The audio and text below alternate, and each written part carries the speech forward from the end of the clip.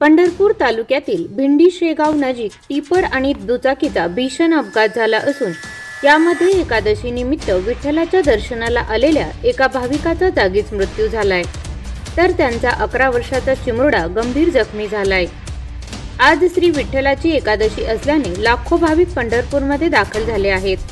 आजच्या एकादशीसाठी इंदापूर तालुक्यातील गोकुळी झगडेवाडी येथील असंख्य ग्रामस्थ दाखल होतात। यातच दत्तात्रेय नागनाथ अभंग राहणार गोकुळी हे आपल्या 11 वर्षाच्या चिमुरड्या मुलासह आज सकाळी दाखल झाले होते।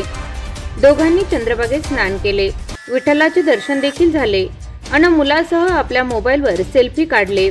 तुम्ही पाहत असाल हा सेल्फी सुद्धा आज शेवटचा असल्याची माहिती देण्यात आली आहे। दर्शन झाल्यानंतर ग्रामस्थांची भेट घेऊन दत्तात्रेय अभंग गावाकडे निघाले असता ते भिंडी शेगाव नजीक बाजीराव विहिरी जवळ आले असता पाठीमागून भरधाव वेगाने आलेल्या टिपरने जोराची धडक दिली। या धडकेत दत्तात्रेय अभंग यांचा जागीच मृत्यू झाला, तर 11 वर्षाचा मुलगा गंभीर जखमी झाला आहे। मुलाला पंढरपुरातील खासगी हॉस्पिटलमध्ये उपचारासाठी दाखल केले।